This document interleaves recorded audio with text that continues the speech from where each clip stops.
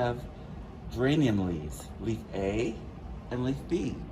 Today what we're going to decide or figure out is which leaf was kept in the dark for 2 to 3 days and which one was allowed to stay in the sunlight. This experiment is on photosynthesis, and remember, for photosynthesis to occur, plants need sunlight, water, and CO2. So sunlight is key. So one of these leaves was deprived of sunlight. The way we're going to test whether or not photosynthesis occurred is we're going to test for starch, which is a food storage product that plants use.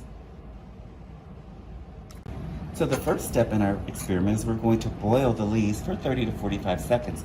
The boiling will help break down the thick cellulose cell wall of plants, because the next step after that is the extraction of our pigments.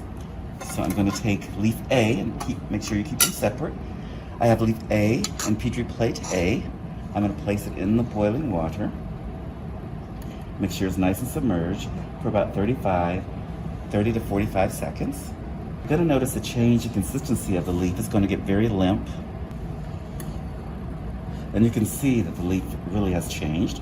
I'm going to place it back into the A Petri plate. Oops. Now I'm going to do the same thing with our B leaf.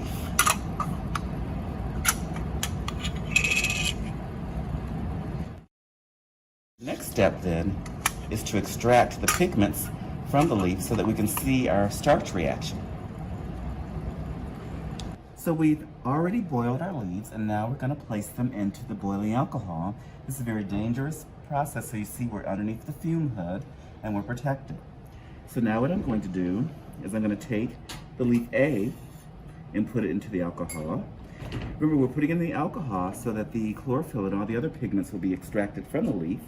That way we'll be able to see the starch reaction when we add iodine to the leaf. So there's the A leaf, here is the B leaf.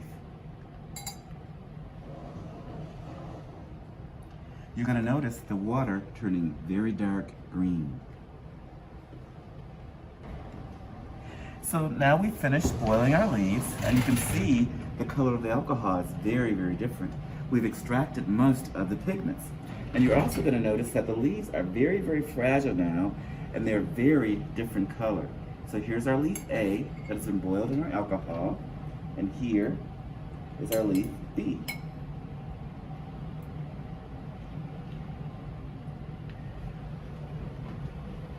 The next step is to rinse the excess alcohol off. Then we're going to react the leaf with iodine. Now remember, a brown-purple color will indicate starch. Lack of such color will indicate no starch.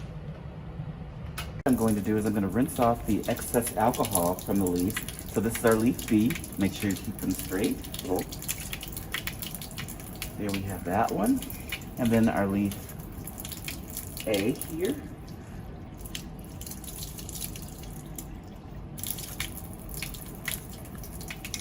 And so now that we've rinsed the leaves, I'm going to add the iodine onto the leaf. And the iodine will turn a black-brown color if there is starch. It'll stay as really light reddish color if there's no starch. So I'm going to start with leaf A, adding iodine. Now the reaction sometimes takes a couple of minutes. Now I'm going to add iodine to leaf B.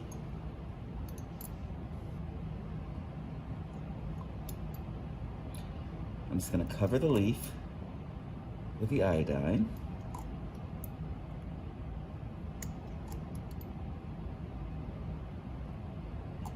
And now we'll wait for the color change.